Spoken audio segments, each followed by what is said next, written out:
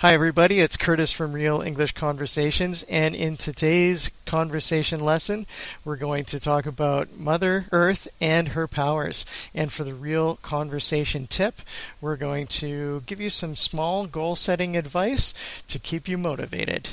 This is the Real English Conversations podcast, where you'll find the lessons and advice you need to be able to confidently use your English in the real world. Before we get started with today's conversation, I would like to take a moment out to thank you and each and every one of our loyal listeners, because we know that you appreciate all the hard work and dedication that we put into these lessons and how they continue to be helpful to you. Today we have a small favor to ask you as a way of showing your appreciation for the work that we continue to do and to help our podcast to be known by other people.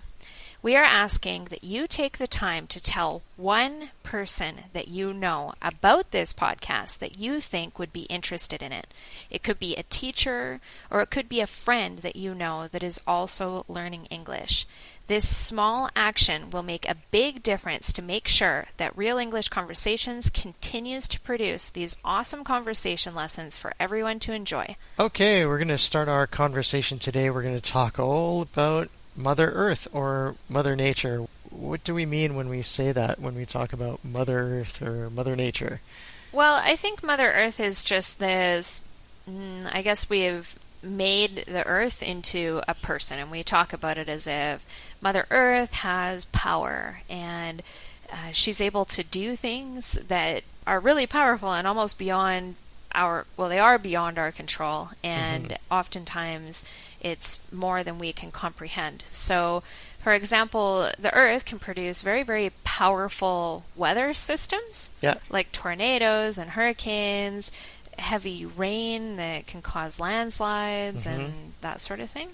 And it can also affect weather patterns like droughts and flooding. Right. And we've seen a lot of these different things happening within the last year. And then we have other natural phenomenons that are like earthquakes and volcanic eruptions. Right. So this is what we mean when we're talking about Mother Earth and her powers. Those are like the forces of nature that happen. It almost seems like it's up to her to produce these unbelievable things that happen. Yeah, and often you'll hear people talk about Mother Earth is setting things back to how they should be. And it's really talking about how human civilization and the things that we build can't withstand the power of these natural events. And I think that, I don't know, it's really hard to explain how we are people. We build houses and cities in certain areas, and Mother Earth can just come along and do something and destroy them or just affect people's lives in what seems like in an instant. So there's a few things. Let's start by talking about some of the floods and then some of the dry periods. And we can actually talk about how British Columbia, Canada, was affected by these early in the spring this year. So where we used to live in Kelowna, BC, they had crazy flooding. They did. What happened? Well, what happened was in the wintertime, they had a lot of snow, and it developed a snow pack, they call it. Yeah, it's like a base of snow in the mountains. So once it started to get warmer, that snowpack started to melt. But even more so, they had a more than normal amount of rain. A higher than average amount of rain. Right. It doubled the amount of water in that area, which caused flooding. And Okanagan Lake it's a very, very large lake. It's more than 100 kilometers long. And I don't know how many feet it was above the maximum capacity, but I think maybe 8 feet or 2 meters or something like that. And anybody on the lake had sandbags, and they were trying to keep the water out of their houses. They had flooded basements. Really, really strange. It's never, like, what does it happen, every 400 years or something like that? Yeah. And then immediately after, The rain stopped. Everyone was happy that the rain stopped, except the rain didn't start again. No, and it got really, really dry. And during the summer, always it's forest fire season. But this year was particularly bad. Right. And the air quality was horrible. There was smoke in the air so thick it was blocking the sun, and dozens of communities were affected by the forest fires. It's crazy because no rain for 2 or 3 months with warm temperatures, and the forests, they burn so easy. So it went from one extreme to another, flooding to fires, and so dry, where they actually needed all of that rain in the worst possible time. They needed that rain to happen, and it didn't. Yeah, and maybe all that rain was happening in Puerto Vallarta, because we had no shortage of it in August and September, that's for sure. Our friends were saying, send it our way, send some of that rain here. Yeah, send the rain north. But yeah, and then there were actually more devastating things that were happening, and Mother Nature was being very, very strong. Yeah. And showing her mighty power with a couple of strong earthquakes that hit Mexico this September. And there was 2 of them. One was, I think, 8.1, and then the second one was 7.1, I think. Yeah, and the first one affected, where was it? In Oaxaca. And then the second one was in Mexico City. Right. And what was really coincidental in a horrible, horrible way was that the second earthquake that struck Mexico City happened on the same day as an earthquake that they suffered 32 years ago in 1985. And that earthquake in 1985 killed 10,000 people. Oh. And it was very, very devastating. So what they do now, as sort of like earthquake awareness and preparation training, is they have these drills on the anniversary of that earthquake to help train the citizens and help them evacuate properly and try to minimize the amount of deaths that they would experience if there was another earthquake that occurred. So it's like safety procedures, that sort of thing. We call it a drill, so it would be an earthquake drill. If you're preparing for fires, maybe like in school, or you would have a fire drill, and we had fire drills, everybody had to go out to the street and go to the specific assembly area and that sort of thing. So anyway, these workers in the office buildings had just returned back to their desks after completing the earthquake awareness drill when the real thing happened. On this same day as an earthquake that happened 32 years earlier. What are the chances, right? What are the chances of that? I mean, just horrible. So there were a lot of buildings that collapsed. There weren't as many people that died. Perhaps the buildings were stronger. Perhaps the people knew what to do, or a combination of both. Right. But very, very powerful to think about how the Earth is thinking. Maybe not thinking, but this is the way things are going. The Earth says, I need to readjust that tectonic plate. Let me just move it around. Or the pressure builds up so much that it has to move. Yeah. And on top of the Earth's crust is this mega city with millions of people, and it just shakes it like nothing. And what made it so much stronger is that Mexico City it's like built on a lake bed, so it kind of intensifies things, right? Yeah, I think it amplifies the effects of the earthquake. But it's crazy to think about a building that maybe is 60 stories high being able to just be shaken by the earth. And some of these buildings just crumble, too. Yeah, and I don't know. So talking about the power and staying focused on the power of Earth, that's what I mean about this massive city and how the Earth and the tectonic plate does an adjustment, and it shakes it like nothing. Yeah. It's as if the city isn't even there, and we know how much a building weighs and how fragile our human lives are and our fragile buildings are that can be affected by that. Now, something else that I think we had the awareness of how destructive wind and rain can be. And where did we see that this year? In the Atlantic Ocean. 3 major hurricanes that happened almost back to back, one after another. But they were some of the most powerful hurricanes that have happened in a long time. And these hurricanes caused major destruction because of how powerful those winds were, and there was a lot of rain that came with them, and the storm surge as well. Yeah, hurricanes are a very powerful thing, and I haven't really paid attention to hurricanes until we moved to an area that is also susceptible to hurricanes happening. But wow, I can't even imagine winds that are so fast. It's the equivalent as an airplane taking off. Yeah. 300 kilometers per hour.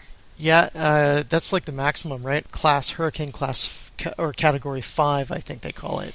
Yeah, I think that the fastest recorded wind speeds were with Hurricane Irma. Yep. And what was really, really interesting about this hurricane, I mean, horrible for those that were affected by it, don't get us wrong, but what's interesting as a weather phenomenon and how powerful and quickly these sort of things can develop is they have this, I can't remember the exact criteria of how they determine this sort of thing, but they have a certain amount of kilometers per hour that if the wind speeds increase within 24 hours by this amount of kilometers per hour, it is considered a very, very fast developing hurricane. And with Hurricane Irma, or was it Maria? I can't remember. One of the hurricanes, they had very, very fast development. So it went from a tropical storm to a category 5 hurricane in less than 2 days. I think it was Maria. I think that was the one that followed Irma. Yeah. And Maria just developed so It came out fast. of nowhere. Yeah. And these poor people on the islands, they had just went through a very, very devastating storm that it affected, I know Barbuda was very, very badly affected. The Leeward Islands, they call them, I think. Okay, so these islands, 90 to 95% of the structures were damaged. Like, nobody could live there. So, really devastating for that community. But then to have 2 weeks later what seems like a tropical storm, and tropical storm, whatever, we deal with those all the time, turn into another very devastating hurricane that completely pummeled Puerto Rico. Yeah. And destroyed its entire power grid. Yeah. Ripped off roofs, ruined buildings. It was like the worst possible scenario or situation that you could go through. I couldn't imagine being in that situation. And was it the president of the Dominican Republic that had the roof ripped off his presidential house? I think so. But anyway, it's really interesting when you look at wind and how destructive wind can be, to be ripping off roofs. Yeah. I mean, what about the things flying around in the air? They can be like weapons. You know, a street sign can break off and fly through the air and hit you. Or kill someone. Fly through a window. And it's just very, very amazing that a natural element that's produced by Earth can be so destructive.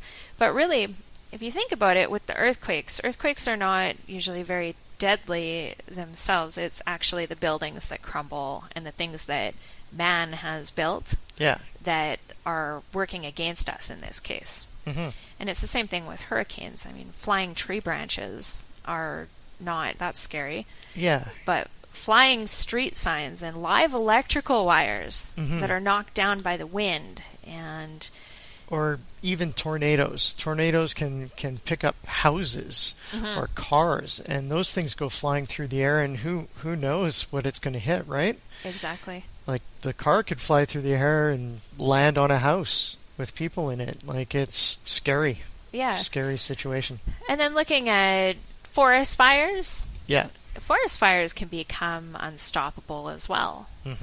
There was a very strong forest fire that happened, I think it was a couple years ago, in Fort McMurray in Canada. Yeah. The same thing. It came out of nowhere, and it was just like all of the elements were perfect at the same time. The fire had started, the wind was strong, and it spread very, very quickly. And this community happened to be on the other path of the forest fire, and it was just annihilated. Wherever the fire went, it burned everything. Yeah. And that fire took, I don't know how long to go out. Like, there was underground burning because for months. Like months and months and months that fire had not completely went out.